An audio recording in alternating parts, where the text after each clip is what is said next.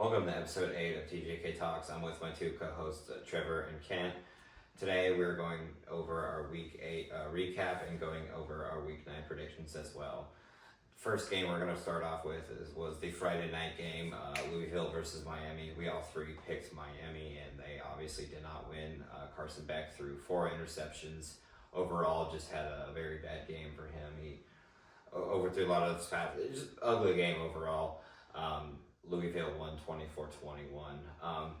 Miami even had a chance to go down and even tie the game, and that was when the 4th interception happened. So I think Miami is still a really good team. They beat a good team like Notre Dame, and I think they are still a top contender for the ACC championship game. So it's very possible to bounce back, and hell, they could even, with the remaining of their season being fairly easy, I think they can finish 11-1. Yeah, this is a game that Hurricanes fans kind of had on their radar just a little bit as a trap game, especially on a Friday after that Florida State win. But yeah, this was just a terrible game from Carson Beck. He was playing so good all year. He was leading the Heisman race after right before this, and then he throws 4 interceptions and he just immediately shoots himself out of it. Like, Georgia fans are sitting back there saying, "I told you so." Like, this is why he transferred out of here. And this is a lot of Carson Beck that we saw last year. But yeah, just terrible game from Carson Beck. Although I do believe he's going to bounce back. I don't think that he's just going to absolutely fall off the map now, like some quarterbacks have after trap games in the past. But yeah, just terrible game. Inexcusable to throw 4 interceptions on a Friday, regardless. Like, it's inexcusable, especially if you're leading the Heisman race and the number 2 team in the country. But yeah, it just makes the ACC very interesting. You have Virginia in there in the mix.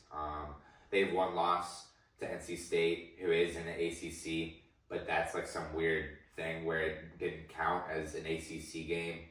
So it's an out-of-conference game, so they're technically undefeated in the ACC, and so that means they're ahead of Miami and Georgia Tech. They're undefeated in general, including the ACC, so they're also ahead of Miami. Very interesting race and what could happen. It's been at least a decade since Miami's even made the ACC title game, right? It's a very long time, but it's. Them losing to Louisville, even Louisville, they're even in the mix.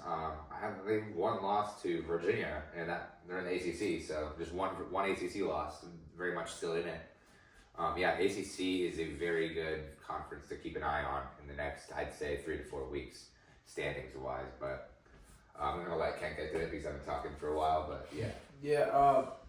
I wouldn't say that this wasn't just a lack on Carson Beck. I think this was also just a good game for Louisville. I'm not trying to discredit Louisville at all. That is true, but I'm not saying you're that's wrong. That's what I was highlighting was Carson Beck. But yeah, let me continue. Yeah. So yeah, Louisville did play a great game. 0 interceptions from the quarterback, 100+ yards from the running back, 200+ passing yards from the quarterback as well. They just played really, really well all around, and Miami's defense wasn't keeping up with them as well. So I want to put all the blame on Carson Beck, but the 4 interceptions is huge. It literally decided the game. Yeah, like, you got to look at that. If those 4 interceptions weren't thrown, is Miami winning that game? I mean, like, they could have gone down to the field. Yeah, each one of those. How much points did he cost them on those 4 turnovers? You got to think about that. Yeah, a lot of points. They do finish well. Yeah. Miami's a team that finishes well in the red zone, so it's assuming that they would have probably capitalized on multiple touchdowns. So it's scary to think about that if 4 interceptions really just threw themselves out of that game. Yeah, I mean, even if that's just a minimum of 4 field goals, that's still that's 12 points. That's still 12 points. That's still double digits. I mean, still it's like a win's a win. Yeah, right. Yeah. So overall, ugly game for Miami, but I think they'll bounce back. Our next game is Vanderbilt versus LSU. This game was really, really good. I think both offenses played pretty well. Garrett Nussmeier threw 0 interceptions. Dylan Pavia threw 0 interceptions. But Vanderbilt played a lot of smash mouth football and a very safe game plan. So there wasn't really a risk for interceptions in the first place. But Dylan Pavia rushing more than passing this game was crazy. He really just put his body on the line for his team, which shows a lot. Like they really, really want to win. And this was a pretty good game for Vanderbilt. Yeah. Yeah, this was very interesting game. I say interesting because normally this season, LSU's defense is what has been getting them wins against Power 4 teams. But their defense just absolutely let up this game against Vanderbilt, and their offense played good, which is a complete switch around. And their defense sold the game against Vanderbilt. So yeah, you got to really question Brian Kelly's job. That how much longer you think he's going to stay there at that point? He's been there 4 years. I think this is his fourth year there. Yeah, this is his fourth year there, and he has missed the playoff twice in the 4-team era and once in the 12-team era, and he's about to miss it again in the 12-team era, assuming they lose another SEC game, which they probably will. So 4 years, no college football playoff appearances. You got to really, like LSU, they're up there. They're supposed to be a national elite contender, up with those other teams like Ohio State, Alabama, Notre Dame, etc. But yeah, very offensive oriented game. I like a lot what I saw from Vanderbilt. I really like what I see from them going forward. Diego Pavia is just a straight dog. He's like Haynes King. Him and Haynes King are very similar. Haynes King, Georgia Tech quarterback. Just run it through their face. Kind of like Cam Scattergoo quarterback versions. Like they just don't really care. They'll run through anyone, you know. And I love their will to win. They both have very good work ethics. But focusing back on Pavia because that's what we're talking about. No interceptions, and even though Nussmeier threw for, I think it was like 80 more yards, something like that. It was pretty a considerable more amount of yards, and still lost. Yeah, LSU they gotta get back on track with just getting their offense and defense to both execute at the same time against Power 4 teams. Yeah, like Kent and Trevor both said, Vandy played it very safe. Diego Pavia was their leading passer and rusher this game. He obviously had more passing yards, but he was still their leading rusher. Garrett Nussmeier had 225 passing yards, and Diego Pavia only had 160. So yeah, around like 80 or so more passing yards, and they still obviously lost the game by double digits. We all picked Vanderbilt, actually. It was a fun game. We all saw the early struggles in offense, LSU early. They did have a good... It's funny because their offense wasn't even the their defense was. The thing that was good all year, it did a full 180 for them, basically, is what happened in this game. I mean, if they could keep that offense... If they could keep that and offense then bring their defense... Then they could run the table. Like if they went 10-2. Even if they don't make it to the SEC title, if they go 10-2, they're in. Like they're in the playoffs. As an SEC team, 10-2, they're in for sure. Right. Yeah. No. So overall, very impressive game for Vandy. This is the first time they were ranked inside the top 10 since 1947, Trevor's birth year. Yeah, that's very impressive for that coach and that team. Very, very impressive win for Vandy. The third game that we are going to be covering is the top-ranked Buckeyes absolutely mauling the Wisconsin Badgers. And I say the term mauling lightly because it's 34-0, but Ohio State didn't even try. Like, did not even try. They let it rip a little bit through the air, but even still... don't let the numbers confuse you. Julian Sayin did have 393 passing yards, and that's absolutely outstanding. Golf clap for Julian Sayin on the road, Big Ten win. He's looking fabulous, but don't let that confuse you. That doesn't mean that we absolutely just destroyed them. Most of them were just check down passes. We threw it deep a couple of times, but we were keeping the playbook short still. The only reason we had that many yards is because Wisconsin's defense is just terrible. We can just pass all over them, even if it's small passes. Yeah. yeah, with that being said, great day from Julian Sayin, and great day from the defense, obviously, getting a shutout in the Big Ten. Always a good accomplishment. And yeah, it wasn't really much from our rushing game this time because although Wisconsin is absolutely terrible, one good thing about their team is they have a top 3 rushing defense in the Big Ten. So they did shut down most of our running backs. And with that being said, I'm not too mad about a rushing game because that allowed our other younger guy to come in, Isaiah West, have 54 rushing yards. He showed a little spark of his talent, and I'm just so excited down the road to see Bo Jackson and Isaiah West. It's gonna be like Quinshon Judkins and Travion Henderson again. But yeah, no, I'm just very excited to see how the running game evolves. And that's why I'm not worried about the running game right now, is because the reason it's not that productive is because the 2 most talented running backs in our running back room are both true freshmen. So like, they're obviously not going to be putting up numbers right now. They're going to work their way into the starting lineup and continue to develop as running backs. But yeah, no, great game from Matt Patricia's defense and obviously Brian Hartline's offense. Yeah. Was there anything else I was going to necessarily say? No, just great day from Julian Sayin again. Ohio State had a great game. Trevor basically covered most of the stuff that we were going to say. Wait, there's one more thing that I was going to say. Julian Sayin and, Carnell Tate and Jeremiah Smith both had fabulous days as well. And I really don't know who our wide receiver 1 is from here on out, but I'm not complaining either. Yes, thank you, Trevor, for telling us. That was the stat I was going to bring up. Oh, damn it. No, I literally have nothing. But yeah, great game. 2 for 11. Wisconsin was 2 for 11 on third downs this entire game. I'm pretty sure. 2 for 11 third downs. That was pretty crazy to see. Like, our defense is just insane.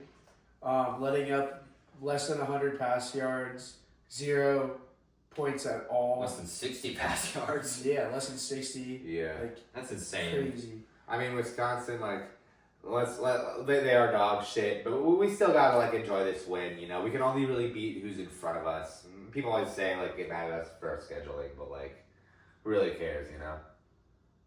Yeah. Yeah. What do you think, Jay? Anyway, it was a great game for OSU.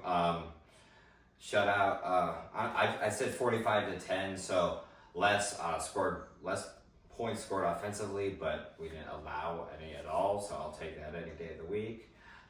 This is the best defense through 7 games since the 1993 Florida Seminoles, who won the national championship, by the way. Julian Sayin did have a great game. Yeah, they stuffed us up the middle, so they said, okay, fuck it, we can't run, we'll throw for 400 yards. And that, but it, like Trevor said, it wasn't even like big like bombs on the field. The longest like pass was the 40-yard touchdown. Yeah, that was nice. Tate. That was nice, yeah. But the rest of the game, I only remember seeing it was like 10-yard here and there. It wasn't like little checkdowns. It wasn't like terrible passes, but you know, it was like a little 10-yard dig route, or 5-yard out. Nothing crazy. They weren't forcing it down the field, but it kept working. They would take the time off the clock, work their way down the field, and so they left Wisconsin no time. The one good thing that happened for Wisconsin was the 4th and 19 fake. They completely whiffed tackling the punter, but they got no points anyway, so whatever. We'll let them have it, I guess. So they were actually 1 for 2 on 4th down conversions, despite their 2 for 11 on third. But still no points. Overall, Wisconsin sitting at 2-5. It doesn't look too good for them. Yeah, no. Honestly, what I'm seeing here from Julian Sayin and the future of the offense is just what you're witnessing is a genius development of the quarterback position. They are getting this 5-star guy who was recruited by Nick Saban, by the way, the best college coach of all time. Just want to throw that in there. But you got this 5-star guy, and you're not even throwing him, making him shoot the guns yet. you're getting him in there and you're just letting him drive the car slowly. Like Ohio State offense is pretty much like a Lamborghini with Carnell Tate and Jeremiah Smith and the tight ends that they got. They're not asking him to go speed down the highway. They're just asking him to cruise. And as the season progresses, we're seeing more and more of them getting Julian out of his shell, and it's just a pure genius development. I'm very confident that Julian's going to be, considering he's coming back next year, I'm very confident he's going to be developed well for the NFL. But yeah, I'm very excited for the future of Julian Sam. The fourth game we were going over is Ole Miss versus Georgia. I don't think I officially said it last week on the podcast, but I had the under, or at least my total point prediction was under. This is the exact opposite of that. It was the score fest. Georgia out of nowhere started just blowing the brakes off and scoring. It was just back and forth, scoring. Overall, a great game. I believe, we all picked Georgia. Did we all pick Georgia? I picked Ole Miss. He picked Ole Miss. We both picked Georgia. Yeah. We both picked Georgia. Georgia does take the win 43-35. I almost mixed those numbers up there because Georgia had a missed 2-point conversion, so a little bit of a scoregami going on, but great game. Georgia continues to prove that they are a top runner in the SEC. Yeah, this was a really good game. Georgia, I should have given more credit to. They did pass the ball a little bit more this time, and they changed up their game plan. So they were just I guess they were keeping it kind of a secret for now. But I will say that Ole Miss did not play bad, though. They are still a very good team, and I can see them doing good in the future. Yeah, Ole Miss is still a very good team. They only have this one loss now. If they go and win out from this spot on, they could definitely still make the playoffs and even still make the SEC championship if they win out. But yeah, this was a very competitive game from both competitive SEC schools. And I think both of these two are these are the top two teams. Alabama's definitely up there too. But those three, I think one of those three will win the SEC championship for sure. Yeah. Very, very, very fun game to watch. Top 10 matchup in the SEC. And, very, very offensive efficiency from both teams. 861 total yards combined between both teams. And no turnovers from either team either. That adds on to the efficiency. Very taking care of the football on both sides. A lot of fun offensive scoring. Just a classic game to watch, SEC games like this are just always really fun to tune into. High scoring, good environments and stuff like that. As much as I do clown on the SEC, I do think that it's very fun to watch. But back to the game, I do think that Ole Miss losing doesn't necessarily knock them out of anything. As we know now, we're in the 12-team era instead of the 14-team era, where you can kind of you have more of a cushion, I guess, more of a pillow. Bigger pillow. Yeah. Versus you could afford one loss. Your bounce back abilities Yeah. from losses Yeah. is higher. You can afford one loss in the 14-team era and then 2 losses you're out. But in 12-team era, it's 4 losses you're out. So maybe 3. Depends. It depends on the situation. Because Clemson made it in at 3 last year, but that's just because they won the ACC. But back to this. Very fun game to watch between both teams. I don't think Ole Miss is necessarily knocked out of anything. They're a very good team. And like Kent said, I do think that they're up there. Although I do think that he missed a team that could definitely win the SEC, Texas A&M. They're the only undefeated left SEC team. So I do think that Marcel Reed and Mario Craver and company is looking very good on that offense on Texas A&M. Although I do have some questions with that defense, but we're not talking about that right now. So, very good offensive game between the Rebels and the Bulldogs. Our next game is Ohio University versus Northern Illinois. This was a great game for Ohio University. 2 running backs on the team had over 125 rushing yards, which is crazy. Parker Navarro threw 17 for 23 for 200 plus yards, but he did have 0 touchdowns and 1 interception. All the other, I mean, besides the interception and 0 touchdowns, 17 for 23 is not bad at all, and over 200 yards passing. That's pretty well. That's pretty good. If you can clean up those small mistakes, it'll be better, especially for the Maction coming up. And then also, I mean, both our running backs going crazy, like having all the touchdowns, and then holding Northern Illinois to a little amount of points is really, really good. Yeah, this is pretty good offensive game by OU, and not a bad offensive game really from Northern Illinois either. But yeah, kind of even game, you know, 1 turnover from each team. But yeah, Ohio had, I think it was 1 running back with 126 and 1 with 147 rushing yards. So they're splitting the ball very well. They're not just relying on one person to be the star. So they're showing good team chemistry. So I'm pretty confident in their future when it comes to late season in the MAC. Although at the same time, I'm also worried for how they might perform late season in the MAC, especially maybe night games going like at an away team. Considering they had 13 penalties for 75 yards, you really have to clean that up, like against conference opponents.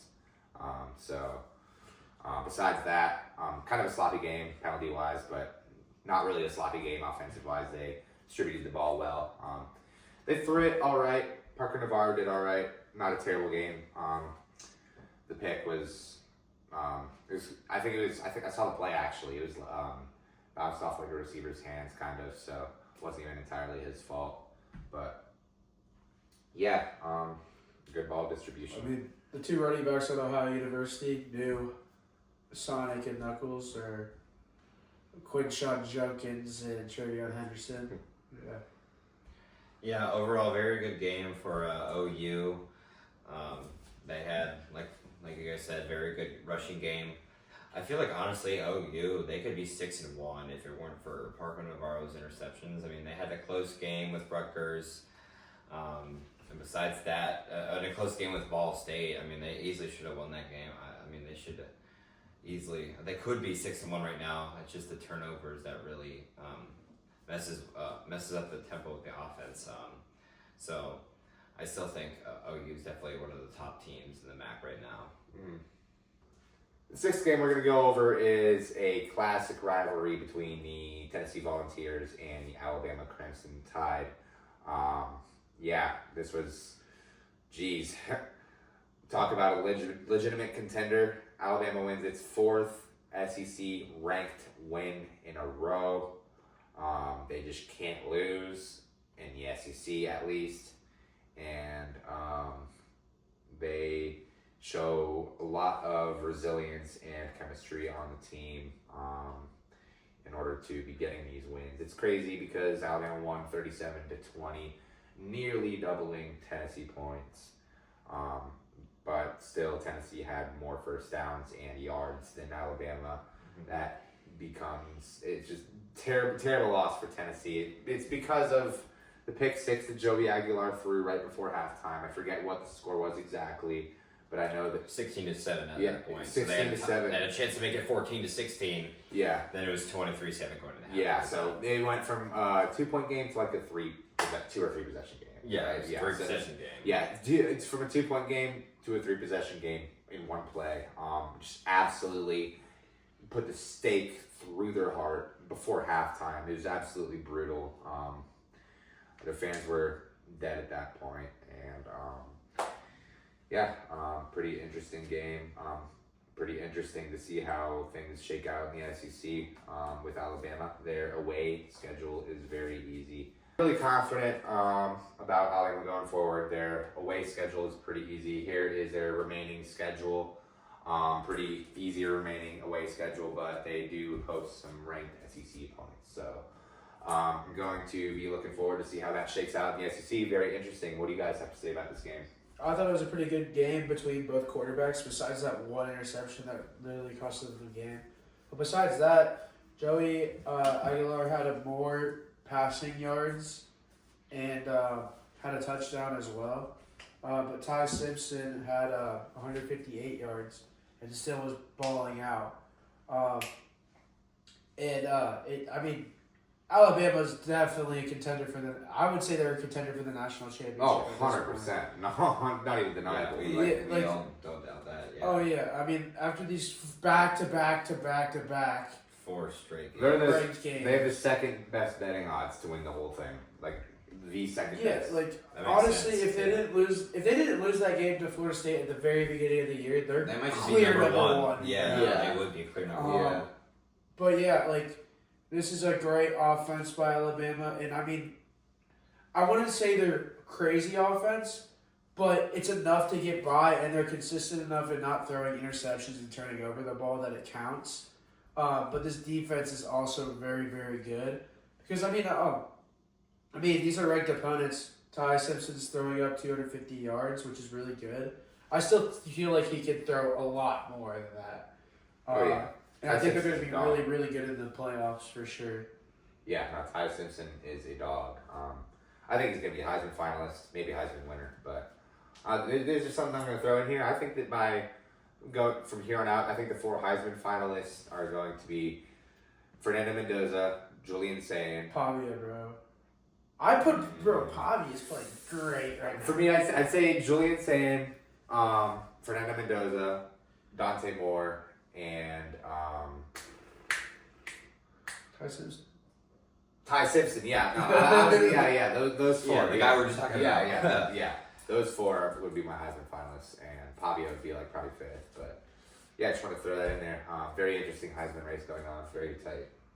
Yeah, this was a great game. I am so done picking against Bama because, I mean, I thought Tennessee had this one because they had 3 of the last 4, so I was leaning towards them, and like I thought Alabama was tired, but they're clearly not. Kellen DeBoer is doing really good coaching that team. Ty Simpson is having a Heisman year over there at Alabama, and again, just like we said last week and the week before that. Lights out since that Florida State loss. Like Ken said, if they didn't have that loss, they would honestly jump OSU for the number 1 spot. Yeah. I want to talk about why they lost this game. And it pisses me off, not just because I picked it. Tennessee is at the 1-yard line. They are down 16-7. If Tennessee scores a touchdown, it'll be 14-7 going into halftime. There's 7 seconds left. Okay, so they try to run the ball. It's they don't get in.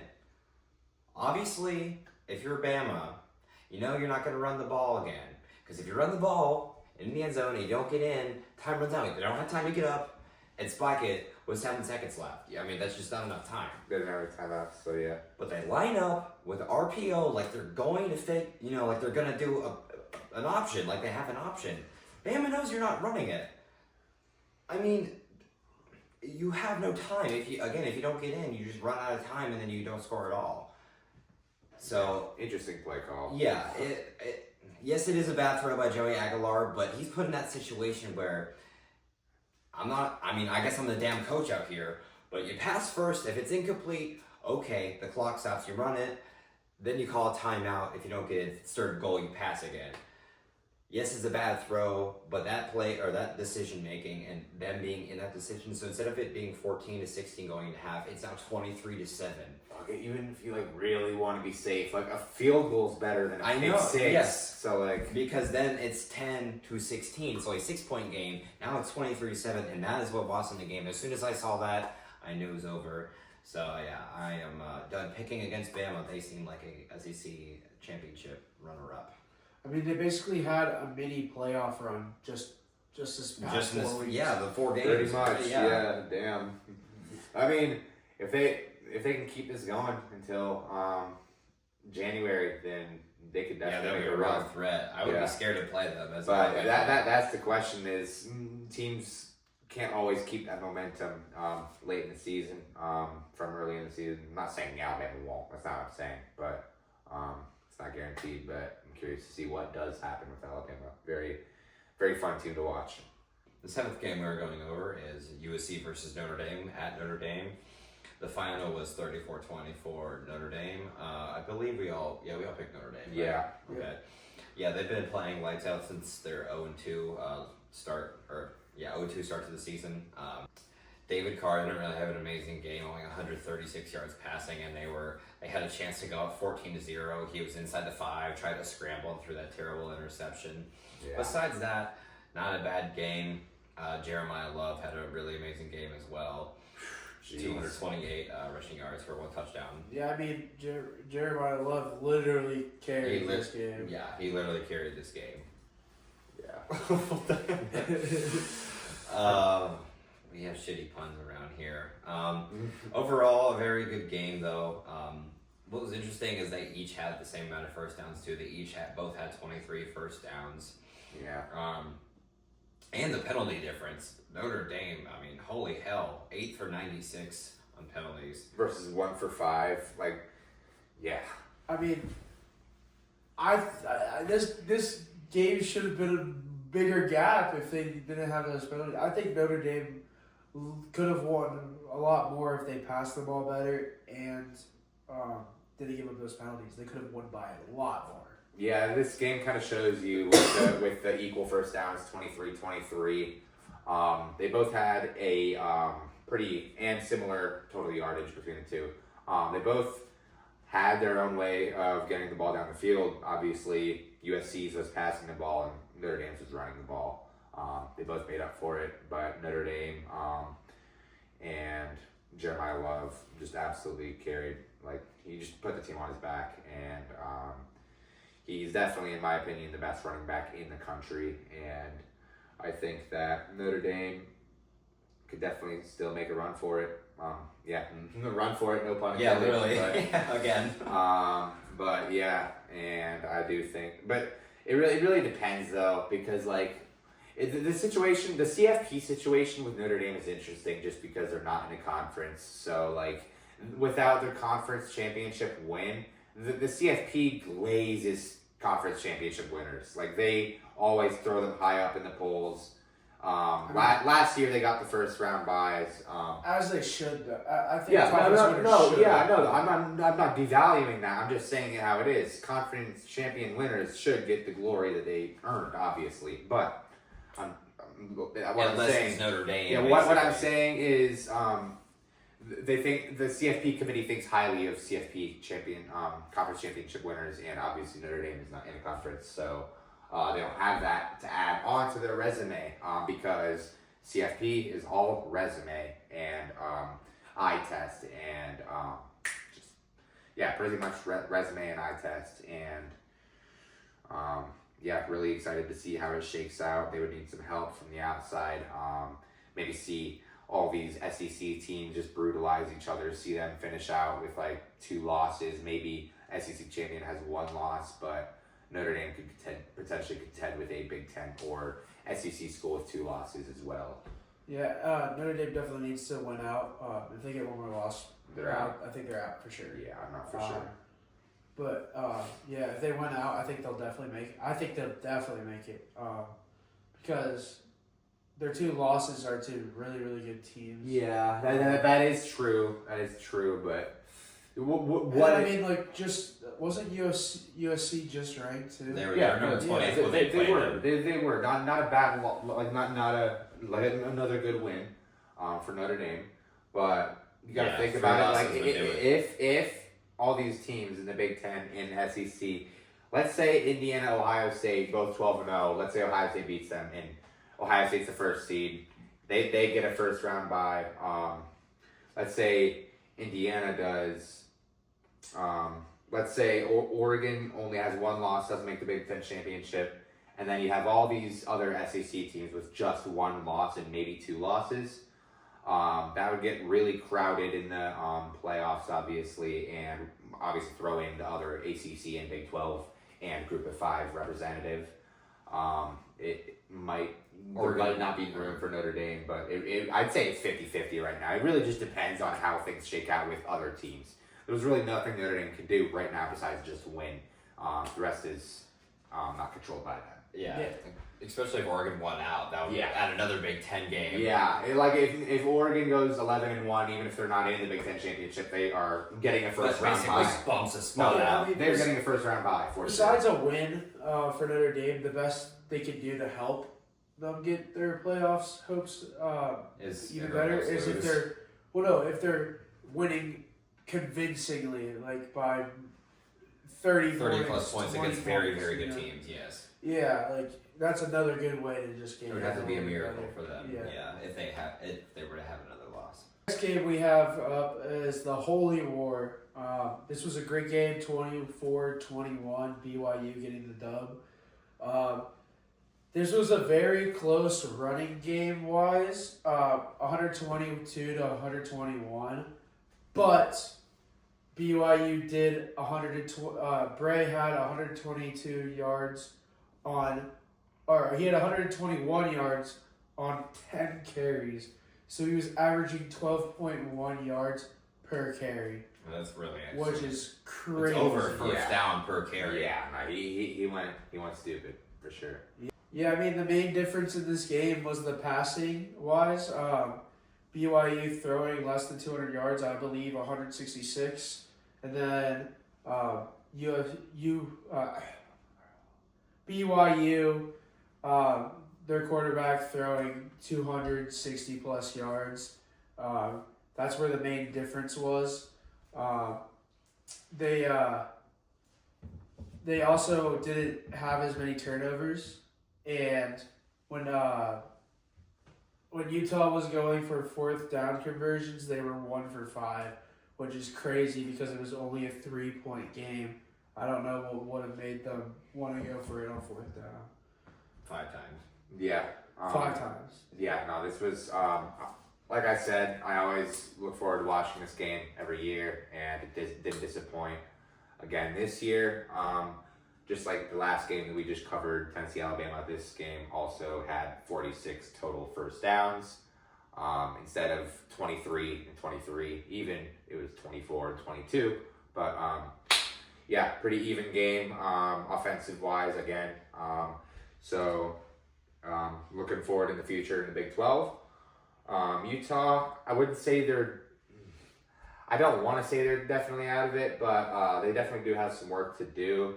A lot more confidence in BYU going forward as a college football playoff contender and a obvious Big 12 title contender.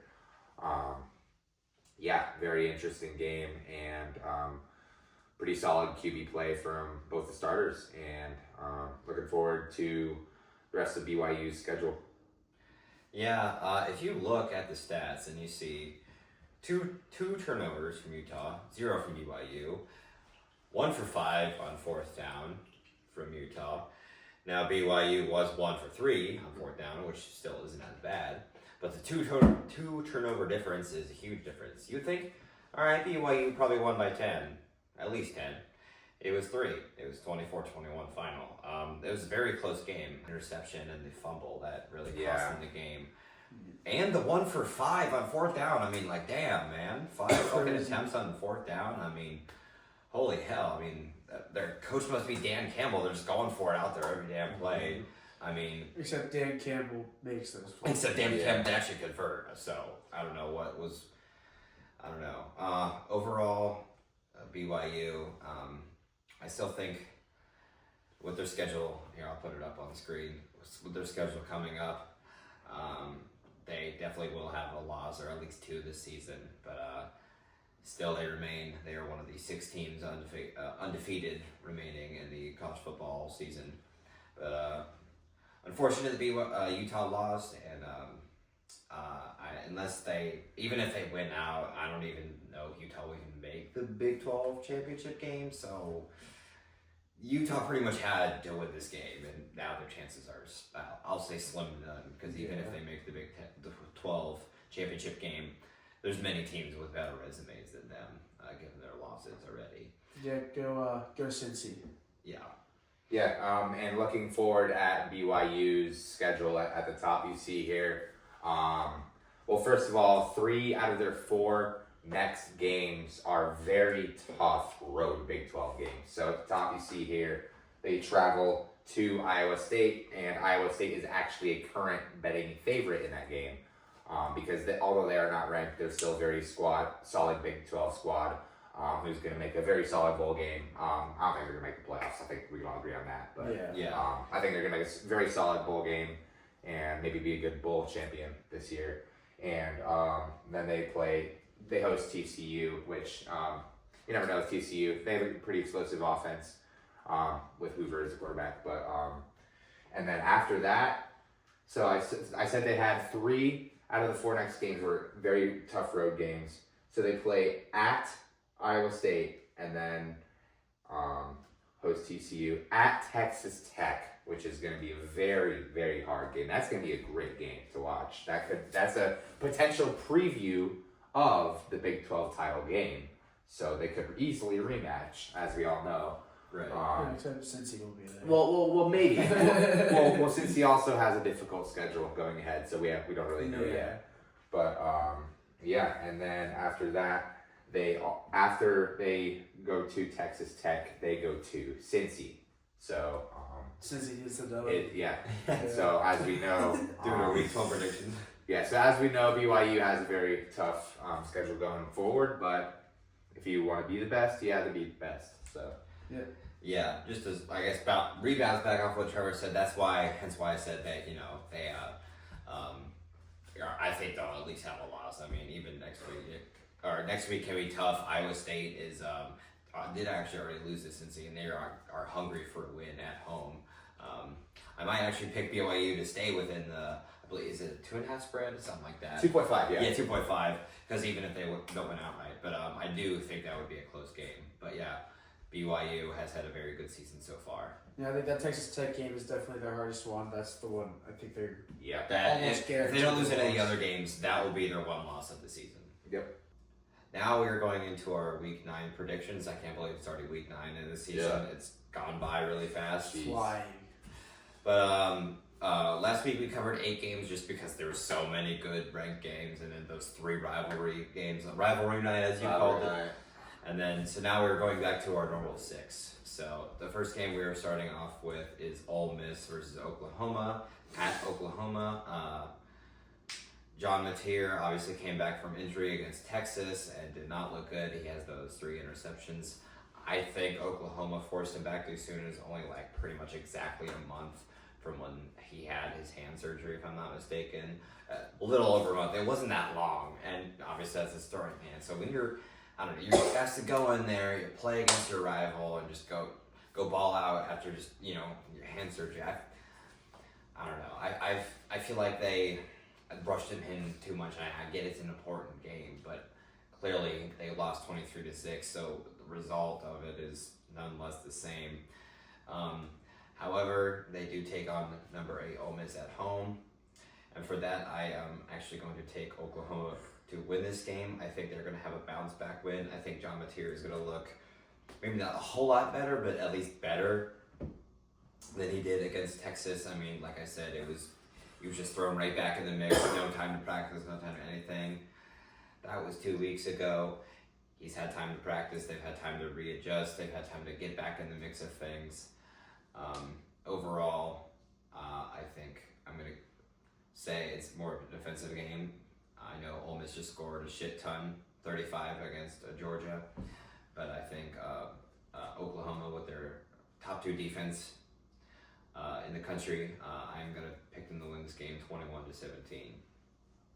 I think this is going to be a very, very good game. I think this is going to be, but I think they're also very, very good teams. But, I mean, me personally, looking back on Oklahoma's schedule, their top 3 wins this season, their top 3 games were Texas, Michigan, and Auburn. And looking back on the Michigan and Auburn game, I mean, it's a little bit of Ohio State bias, but I really don't think Michigan's that good of a team yet. And Auburn, I didn't think was really good of a team. Wait, you said those are the top 3 games that they've played? Or? Yeah. Okay, they played Texas, Auburn, Michigan. Yeah. Yes. And then obviously they lost to Texas, who I don't think is even really a good team either. Unfortunately not that. Yeah. And then Ole Miss, they've had to play LSU, and then they just played Georgia and only lost by a little bit. One possession. One possession, yeah. Mm-hmm. Like, I think that Ole Miss, if they play clean in this game, it's going to be very, very good for them, especially with Keewan Lacey and Chambliss playing very well. 0 turnovers against Georgia. I'm going to take Ole Miss winning this game, 34-28. It's going to be very high scoring.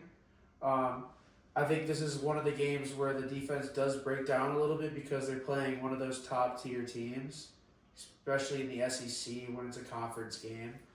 I think this is going to be a very good game. Yeah, very good SEC game between two 6-1 opponents who are both trying to bounce back in a way. Excuse me. But I do think that Brent Venables and Lane Kiffin are definitely two very different oriented coaches. Lane is definitely more offensive oriented, and Brent is definitely more defensive oriented. And so I think that this is going to call for an unpredictable game. Honestly, I think that anything can happen,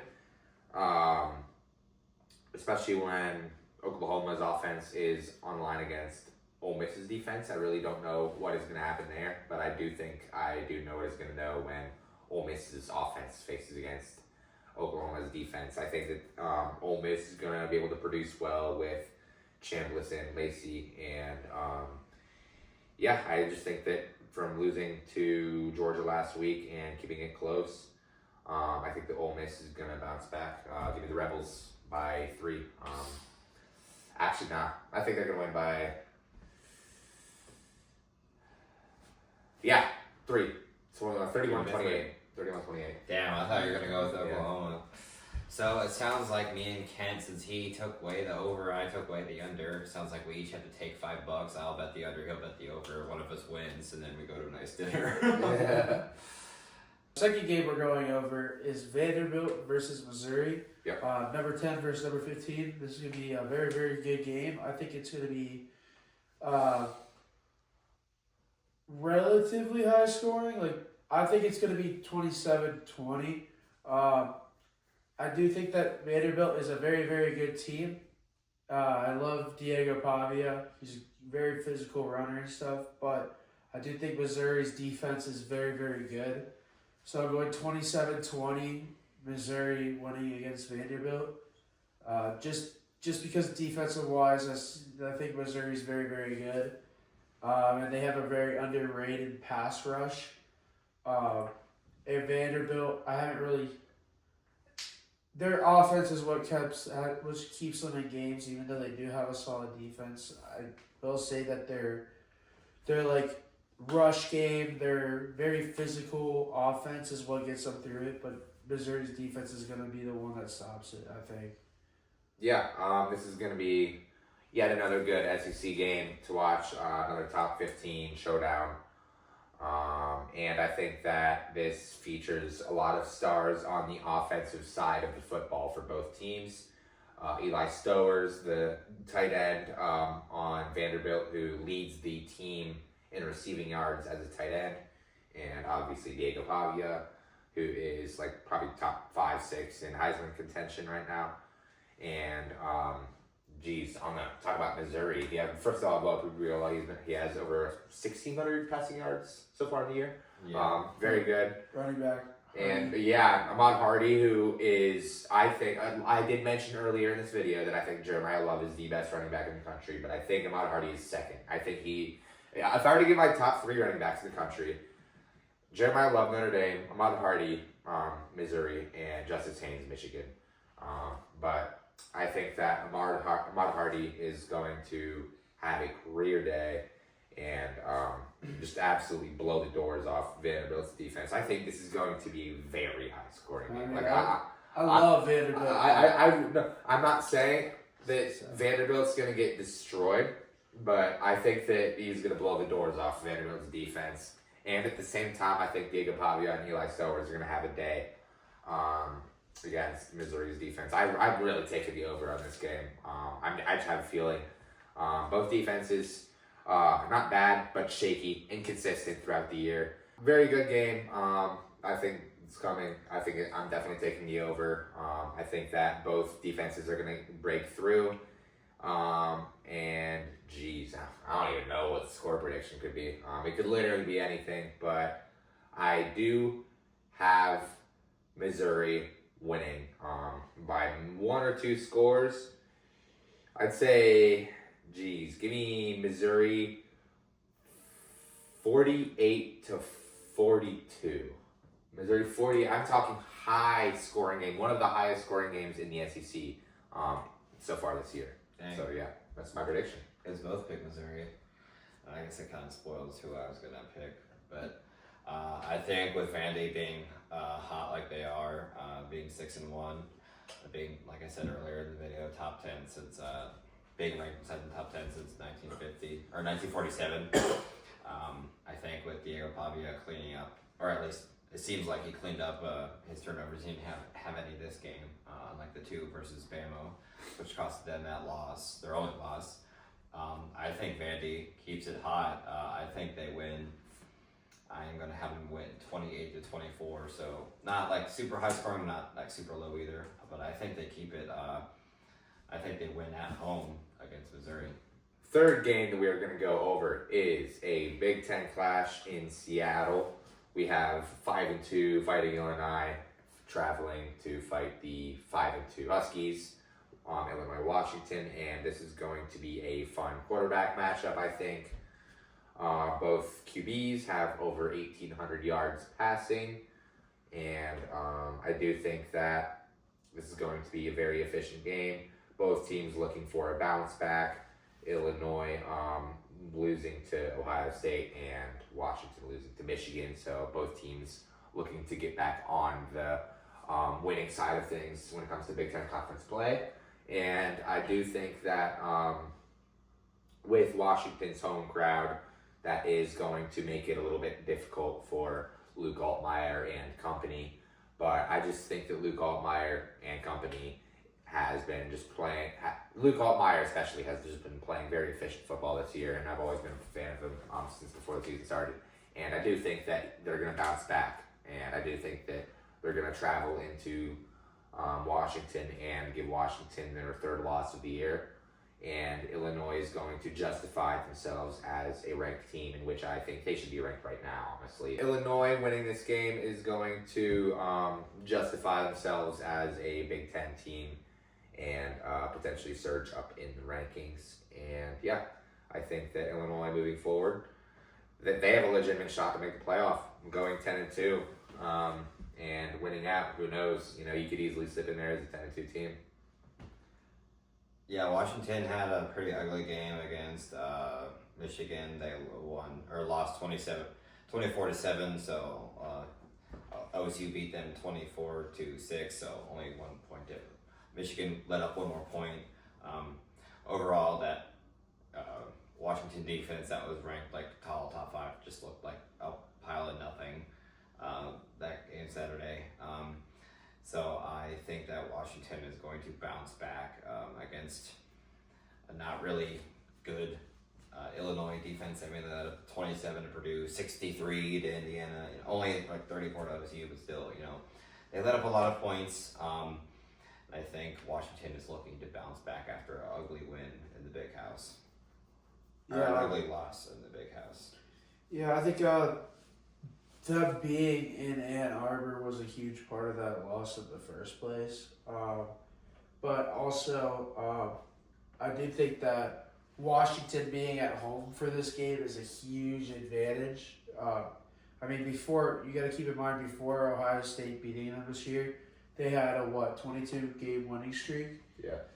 Crazy. Historically, them at home is very, very tough to win against. And on top of that, Washington has been playing well all season, besides losing to 2 ranked teams in their own conference. Besides that, I think Washington should be ranked right now. I think the rules are going to totally reverse this week. And Washington's going to take a ranked rule, and Illinois is going to fall out. I'm gonna take Washington winning 31-20. Fourth game we're going over is Texas versus Mississippi State.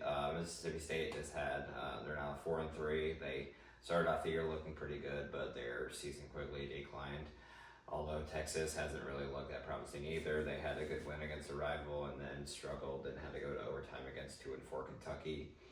However, I think Texas continues to build off of that original good game against Oklahoma. I think they go into Mississippi State where they've been struggling a little bit, and I know it is a tough home crowd, but I think Texas actually takes the win in a more defensive game, 17-10 Texas. Yeah, Texas looked fucking horrible against Kentucky, to put it in the nicest possible way. And no, like their defense looked all right. Well, you can't really shade their defense, I guess, but offense looked dreadful. Arch Manning they need to bench him. He's just not that good of a football player at this point. I'm not gonna lie. I'm not even really trying to hate on him. I hope he succeeds, but he's not going to. So, it is what it is. He struggles to complete more than 50% of his passes, and most of them are checkdowns anyways. So, I don't really expect a lot from Texas. I just expect this to be an ugly game, and I'm picking the upset on this one. I'm picking the Bulldogs to pull off the win. Like some bullshit scoregami game. I'm like 9-7. Both teams have a touchdown, and then Mississippi State has a safety in the end zone or something. That's my prediction. Yeah, I think this is going to be a pretty low scoring game too. I think Texas is going to win, but I do think both defenses are better than both their offenses. For sure. Both offenses are very inconsistent, and I think there's going to be a lot of turnovers this game. Fair to say. The over under 5. But yeah, I think it's going to be either 17-10 Texas or 20-13 Texas. Yeah. Either way, they win by a touchdown. I think it's going to be a pretty disastrous game, both teams wise. Yeah, I do need to mention that the only reason Mississippi State started off 4-0 is because those were coincidentally their 4 non-conference games. As soon as they stepped foot indoors the SEC, started getting their belt. They just started getting belted. Nothing else to say about that. They can't compete in the SEC. But I do think that changes this week, and I think they upset the Longhorns. So Due to the fact that the Longhorns yeah, played due to the dog fact shit. that they blow. So yeah. Next game we have is an in-state rivalry, Michigan versus Michigan State. It's at Michigan State. This is going to be not a very close game. Michigan State is 3-4, and they're 0-4 in the Big Ten. So that pretty much explains all you really need to know. And Michigan's ranked and pretty good, but not top tier. But I do think that Michigan's going to double the score. I'm going to go 34-17 Michigan. Yeah. Michigan.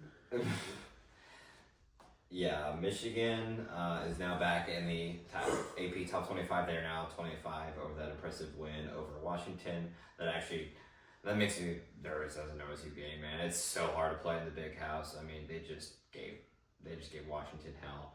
But anyway, it being at Washington or Michigan State, I don't think will help Michigan State in one bit. They've scored 13 points and then 13 points the week before that as well. They're just not very good offensively or defensively. Either side of the ball has just not been great for them. Give me Michigan to win this game 41-30. Yeah, Michigan State 0-4 in Big 12 or not Big 10 play. And Michigan, pretty solid team this year. Aiden Childs hasn't really done much. Michigan State hasn't really done much. I don't know. They are a very vague team. They're a very soulless team. They don't really have an identity. They just kind of exist. They're just kind of there. Very bland. Yeah. I haven't really heard much from them at all. Yeah. No talk from Michigan State in the last 4 years. Nothing at all. But I do think that the talk continues this week because I think that changes and they upset the Wolverines in East Lansing. I think that Michigan State completely turns it around. I think Aiden Childs completely has the game of his entire career and throws for over 200 yards against. Actually, no. Okay, over 150 yards. I'll be fair. Over 150 yards against Michigan, and yeah, I think that this is one of the bigger upsets that we've seen all football season so far. So yeah, I think I have two MSUs getting upsets in a row. Mississippi State and then Michigan State. So interesting to see how those play out. But yeah, I'm very excited to see this game. Although a part of me does think that Michigan is just absolutely gonna blow the doors off Michigan State due to how bland of a team they are. But part of me just feels like they have something up their sleeve. They're gonna rally for this and get the win against Michigan State. It's just that in-state rivalry feeling. And it's at Michigan State. Who knows? Maybe Michigan is a little cocky because they've kind of had their number. They've had their number over the past few years. So who knows? Michigan could get caught napping. Michigan is also kind of inconsistent this year, as we've seen. It does feel like 1 week is up, 1 week is down a little bit. So yeah. I don't know. I smell upset just slightly. So you're saying Michigan will at least be 8-3 by the time they play OSU then? Yes. Yeah, I think Michigan. That would be very interesting because then they would be pretty much out of playoff contention and even have nothing to lose. Pretty much like last year. That would be very interesting to see that. Can't even say it's a bad take at all. This year college football. I mean, UCLA beat Penn State when they're number 7. Yeah, but my score prediction for Michigan State, Michigan is going to be 23-20. Michigan State. Spartans. Yep, Spartans. Spartans. And Cat on Michigan and Trevor picks the Spartans. The sixth and final game that we are going over is the Texas A&M Aggies traveling to Death Valley to take on the LSU Tigers. We have number 3 versus number 20. Although the ranking is kind of a big gap, don't let that fool you. This is going to be a very good game. This is a pretty decent kind of side rivalry that Texas A&M and LSU has. And I do think this is going to be a very interesting matchup when you talk about the Aggies offense and the Tigers defense. Marcel Reed, Mario Craver and company versus the Tigers defense is going to be very fun to watch. And then on the other side, you can also say, will Garrett Nussmeier be able to keep it going, and will they be able to have the offense and the defense click at the same time on the same game? That's what we were talking about earlier. That's what we were talking about earlier. Will this be the game that they get that done? Maybe. But I do think this is going to be a big game for Mario Craver, receiving-wise, and Marcel Reed passing-wise. But with that being said, I do have the Aggies taking their first loss of the season, getting upset. Is it really even? I mean, it's a 2.5 spread, right? Yeah. Yeah, 2.5 spread. Upset if you see as far as rankings go. Yeah, upset by the Tigers, and I have them winning. I'd say average scoring game, pretty relatively common score. I'd say give me 27-20 LSU, and I think that another prediction I'm going to make is that no team causes a turnover. Yes. 0 turnovers, very efficient football. I do think that's a very, very plausible prediction. I think this game can very much go either way, in my opinion. But I do have Texas A&M winning this game 28-22. But that's only because I don't think LSU is consistent, even though they did have that good game. I just don't know if they're going to keep it or not. But I mean, if they do keep it, I think they win. It's just that I think they won't. It's just one game that happened. And I think that that Texas A&M gets the dub and continues to stay up at the top seeds of the college football playoffs. Yes, so LSU did lose their Vandy. We all picked that. Overall, it was pretty much a 180 that flipped. The offense was doing good, but the defense was doing bad.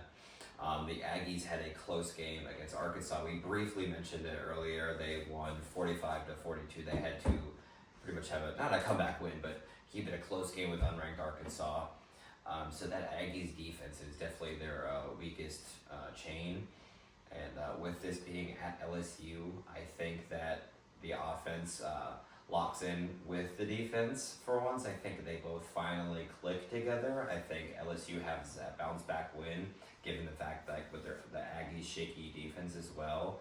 Give me LSU to win this game 30-24. I see them winning this game, taking down number 3 and pushing themselves further towards their CFP chances. Yeah, this SEC this season so far, it's been in particular in the SEC, has just been an absolute slaughterhouse bloodbath. No team is safe really. I mean, you could argue Alabama, but even they lost, so and they're not even guaranteed to win out. So it's very, very interesting to see how the SEC turns out. And even if Alabama does run the table and win out, that's only one spot in the SEC title game. The other one would be very, very wide open. So very interesting to see how that turns out. Yeah, lots of one-loss teams. Lots of one-loss teams, lots of even two-loss teams like LSU that are ranked. You have a lot of teams in the mix. The SEC is without a doubt the deepest conference in college football this year.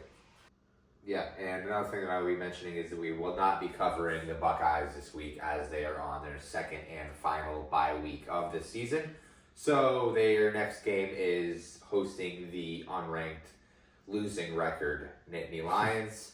And what's funny is, guess who has to go on the road to play the number 1 team, and then the week after the number 2 team? Penn State. He's already 3-4. That has never happened in college football history, by the way. No team has ever had to go on the road in back-to-back weeks and play the number 1 and number 2 Well, we team. don't know if they're going to be number 2 by the time. Well, yeah, If it true, remains but that. let's be real. Who does Indiana play this week? UCLA. And this has never happened in history where they have to go back-to-back to play the number 1 team and the number 2 team on the road, given the fact that if Indiana doesn't lose to UCLA, because as you're saying, UCLA was on a hot streak as of now. Yep. And once they lose to Ohio State and Indiana, they will be 0-6 in the Big Ten. So, Well, yeah, but yeah. Okay. Let's be real. I will say it confidently on this podcast right now. Ohio State will not lose to Penn State, or Penn State won't be either Ohio State or Indiana. There's no chance. This is jinxing. There's no chance. Flash forward a There's week no from now, chance. I'm going to be beating this dude's I ass in the guarantee you, Penn State will not be Indiana or Ohio State. I say it confidently, with all my confidence. And if I'm wrong, they're going live here. We're jumping in live. they're grilling me on the next episode after that game happens. But it's not going to happen. I'm confident. Next episode, we hang Trevor live. Yes, Penn State has looked terrible and overall it's not very good. The other game that we're not going over completely is Ohio University versus Eastern Michigan. Just because Eastern Michigan kind of sucks, we all know that Ohio University is going to win. I think we're all in agreement. We all Yeah. picked them. Oh, yeah. We looked at the score and just saw, okay. I have It's gonna take Ohio. a I have Ohio. I'm not going to say much on the game. I have Ohio winning 31-25 or 31-24, 1 touchdown. I have OU winning 34-20 to win exactly by 2 touchdowns. Yeah, I'll say 38-17 Ohio. That does it for this week. We definitely we keep just giving you guys longer and longer episodes. I mean, that's the beauty of this college football, is there's so many good games to talk about, and we could honestly go on for hours and hours. But I do have to actually sit down and edit these videos, unfortunately, and my I can only have so much storage. So that does it for this week. Episode 8 of TJK Talks. Tune in next week to see our Week 10 predictions. I can't believe we're already jumping into Week 10 next week, but just flying through the season. And boy, do we have Week 10. Week 10. That's gonna be tune in for next week. That's going to be a week. That's going to be a great week next week. So make sure to check out our channel for weekly podcasts, and make sure to like, comment, subscribe.